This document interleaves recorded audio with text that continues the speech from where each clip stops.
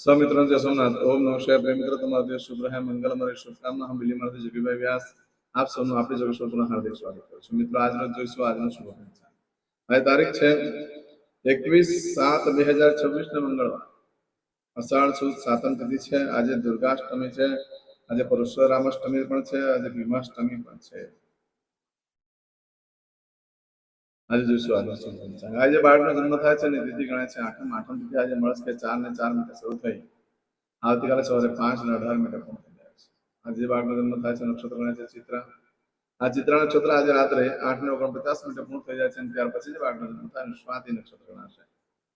આજે જે બાળકનો જન્મ થાય છે યોગ ગણાય છે સિદ્ધ યોગ। આજે સાંજે 6:25 પૂર્ણ થઈ જાય અને ત્યાર પછી જે બાળકનો જન્મ થાય સાધ્ય યોગ ગણાશે। આજે જે બાળકનો જન્મ થાય છે એનું કરણ ગણાય છે વિષ્ટિ ગણાય છે। સાંજે 4:35 પૂર્ણ થઈ જાય અને ત્યાર પછી જે બાળકનો જન્મ થાય બહુ કરણ ગણાશે। આજે જે બાળકનો જન્મ થાય છે રાશિ ગણાય છે કન્યા। કન્યા રાશિ નક્ષત્ર આવે છે પઠણ। કન્યા રાશિનો સ્વામી બુધ ગણાય છે। મિત્રો આ કન્યા રાશિ આજે સવારે 7:55 પૂર્ણ થઈ જાય છે। રાશિ બદલાય છે, ધ્યાન રાખજો। આજે સવારે 7:55 પછી જે બાળકનો જન્મ થાય એની તુલા રાશિ ગણાશે। તુલા રાશિ નક્ષત્ર આવે છે રને તો તુલા રાશિનો સ્વામી શુક્ર છે। આ તુલા રાશિ આજે સવારે 7:55 થી શરૂ થઈ 23 તારીખે સવારે 7:01 પૂર્ણ થાય, સાંજે 7:01 પૂર્ણ થાય છે। ફરી પાછો કહી દઉં, આ તુલા રાશિ આજે સવારે 7:55 થી શરૂ થઈ 23 તારીખે સાંજે 7:01 પૂર્ણ થાય છે। એટલે ત્યાં સુધી જે બાળકોનો જન્મ થાય બધાની રાશિ તુલા ગણાશે। રાશિ તિથિ વાર નક્ષત્ર કરવાનું બહુ જ મહત્વ છે મિત્રો। એમાં જેનો જન્મ હોય તેની ચોક્કસ પ્રમાણે પૂજા વિધિ કરી લો, જીવન સરળ બની જશે। આજે જે કે મારા સબસ્ક્રાઇબ મિત્ર, મારા ઘર પરિવારમાંથી કોઈ પણ સદસ્યની વર્ષગાંઠ છે या मैरेज एनिवर्सरी है, बधाने मारी घणी शुभकामना। तमारा जीवનમાં ખૂબ પ્રગતિ નથી થાય, ભગવાન શંકર તમારી ઈચ્છા પૂર્ણ કરે।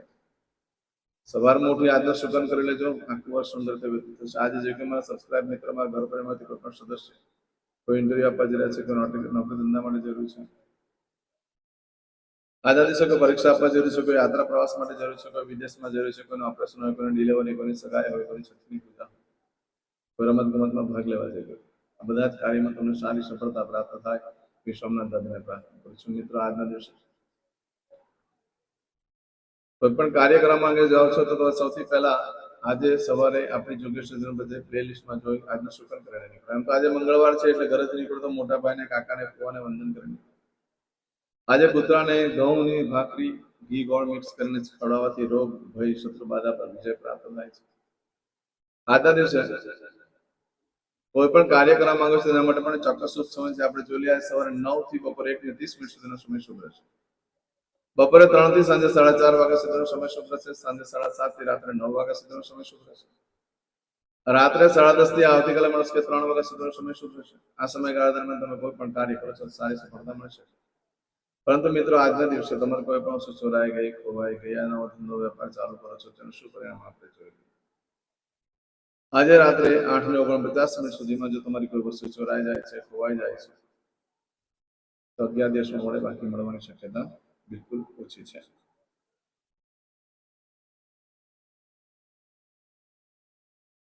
આજના દિવસે તમે કોઈ પણ કાર્યનો આરંભ કરો છો, ખરીદી કરો છો, વેચાણ કરો છો, તે વારે ઘડીએ કરવાનો યોગ્ય થઈ શકે છે। એમ તો આજે સામાન્ય દિવસ છે એટલે બહુ કાર્ય કરવા માટે યોગ્ય સમય નથી। આજે કોઈ પણ કાર્ય કરો એનો શુભ લાંબો સમય સુધી ન કરી શકે। આજે નવા વસ્ત્ર ધારણ કરવા માટે પણ યોગ્ય દિવસ નથી। આજના દિવસે તમે રાત્રે 8:49 થી લઈ આવતીકાલે રાત્રે 11:03 સુધીમાં જો તમારી કોઈ વસ્તુ ચોરાઈ ગઈ, ખોવાઈ ગઈ તો મળવાની શક્યતા બિલકુલ ઓછી છે। આ સમય દરમિયાન કોઈ પણ કાર્ય કરશો એમાં સફળતા મળે એમ નથી। પરંતુ મિત્રો આજના દિવસે સામાન્ય દિવસ છે એટલે બને ત્યાં સુધી કોઈ કાર્યનો આરંભ ન કરશો, ન ખરીદી કરશો, ન વેચાણ કરશો। નાના સમયના ટૂંક સમયના સુખ માટે ચાલશે, લાંબા ગાળા માટે કોઈ કાર્ય કરવા માટે યોગ્ય દિવસ નથી। ન ખરીદી કરવા માટે, ન વેચાણ કરવા માટે, ન નવો કોઈ વેપાર ધંધો ચાલુ કરવા માટે। આજે કરશો આજનો સંકલ્પ પાણી अद्यतन मासोत्तम परम पवित्र आषाढ़ मासे शुभे शुक्ल पक्ष षष्ठीयां भौमवासरवित्तायां यूट्यूब पर कमेंट લખીને તમારા ભગવાનનું નામ મોકલાવજો। ભગવાન પ્રાર્થના કરીશ કે તમારું જલ્દી કાર્ય સિદ્ધ થાય। લાઈક કરીને મોકલી આપીશ।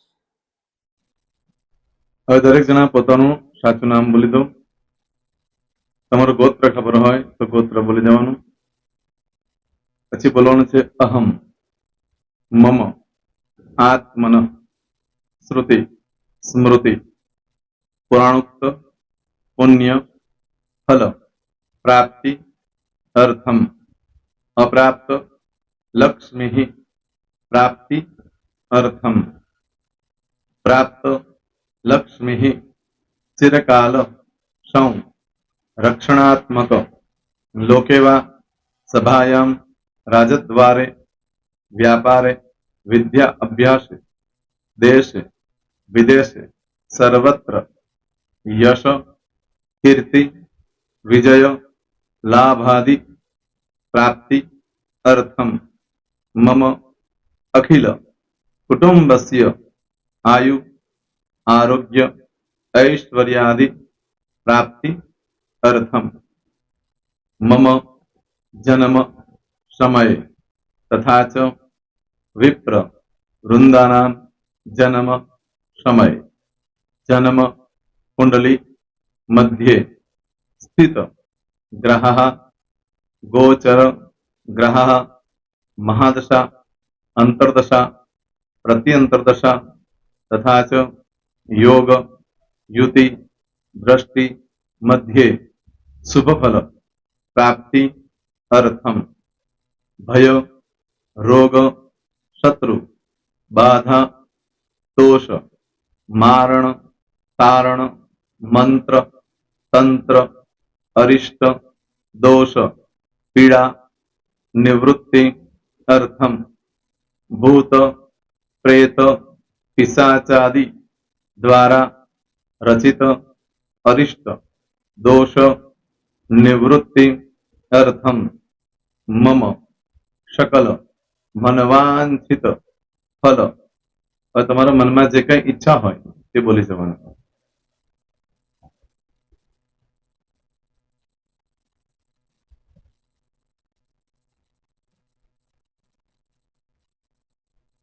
બોલવાનું અનુસારતઃ સકલ મનવાંછિત ફલ પ્રાપ્તિ અર્થમ. હવે જે બરકતની પૂજા વાળા છે એ લોકો તો આ બધું બોલવાનું જ હોય છે, એ લોકો માટે કોઈ સ્પેશિયલ નથી. પણ જે લોકોએ હવે જે કહું છું તે લોકોએ જ બોલવાનું, જેના લગ્ન થઈ ગયા હોય એ લોકોએ બોલવાનું છે.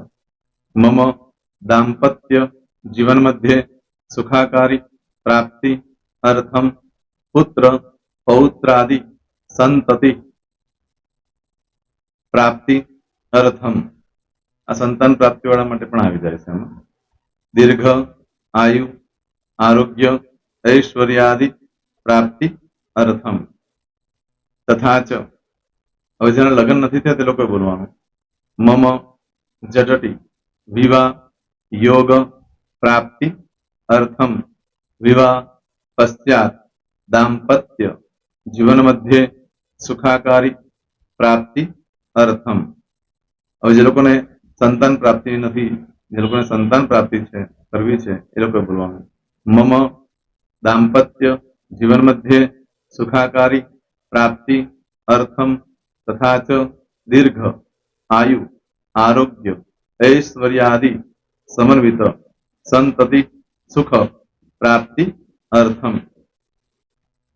હવે જે અભ્યાસ કરી રહ્યા છો છોકરા વિદ્યાર્થીઓ છે તે લોકોએ બોલવાનું છે. મમ વિદ્યા અભ્યાસ મધ્યે ઉત્તરો ઉત્તર પ્રગતિ ઉન્નતિ સાનુકૂલતા પૂર્વક દિવ્ય સફળતા પ્રાપ્તિ અર્થમ. હવે જે લોકો વિદેશમાં જવા માંગતા હોય કે સીપમાં જવા માંગતા હોય, મતલબ ભારત દેશની બહાર જઈને ધંધો વેપાર કરવા માંગતા હોય એ લોકોએ, અથવા વિદેશ જવા માંગતા હોય કાયમ માટે, એ લોકોએ બોલવાનું છે.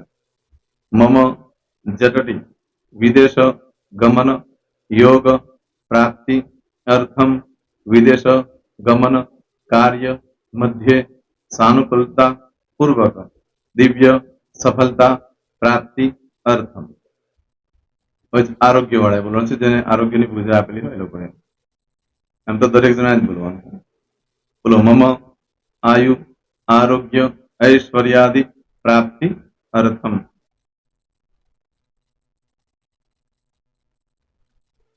હવે દરેક જણા બોલવાનું. સકલ મનવાંછિત ફલ પ્રાપ્તિ અર્થમ અદ્ય દિને प्रधान देवतानां नित्य दिन अनुसारतः पूजन अर्चन कर्मणि अहम करिष्ये। पाણીવાળી થાળીમાં પાણી મૂકી દેવાનું છે। હવે તમારી બધી પૂજા જે મેં આપેલી છે એ પૂજા થઈ જાય, અથવા તો તમે રોજ પૂજા કરતા છો, મારી પાસેથી નથી લઈ ગયા, એ પૂજા થઈ જાય પછી ફરી પાછી ચમચીમાં પાણી લેવાનું। અહીંયા વિડીયોને સ્ટોપ કરી દેવાનું। પૂજા પતે એટલે પાછું આગળનું કરવાનું છે। વિડીયો સ્ટોપ કરી દેવાનો અને પૂજા પતે એટલે બોલવાનું છે વિષ્ણવે વિષ્ણવે વિષ્ણવે નમો નમઃ વિષ્ણુ સ્મરણા સર્વમ પરિપૂર્ણ અસ્તુ। एतानि गंध पुष्प धूप दीप नैवेद्य ताम्र प्रदक्षिणा सहित ऋणु मम सकल मनवांचित फल प्राप्ति अर्थम पूजन अर्चन प्रियदान न मम। पाणी मूकी देवानुं, पाछुं पाणी लेवानुं। पूजन अर्चन ब्रह्मार्पणमस्तु। नीचे जमीन पर पाणी मूको, एमां आंगળી घसी कपाळमां तिलक કરી દો। कपाळमां जमीन पर पाणी मूक्યું છે એમાં। ત્યાર પછી ભગવાનને કહેવાનું કે હે પ્રભુ, આજે પૂજા કરતા કોઈ પણ પ્રકારની ભૂલચૂક થઈ ગઈ હોય તો અમને ક્ષમા કરજો। અમે તમારા બાળક છીએ પ્રભુ, તમારો ખૂબ આભાર માનું છું। આજે મારી પાસે તમારી પૂજા કરાવી, મારી મનોકામના પૂર્ણ કરી। પ્રાર્થના કરી દો। જગ્યા પરથી ઊભા થઈ શ્રીનારાયણ ભગવાનને પાણી ચડાવી દો અને નિત્ય કર્મ જે કરતા હોય તે કરો। જય સ્વામિનારાયણ। તમારો દિવસ શુભ રહે, તમે અને તમારો પરિવાર સુખી રહે, સંપન્ન રહે, સુરક્ષિત રહે એ ભગવાન સોમનાથ દાદાને પ્રાર્થના।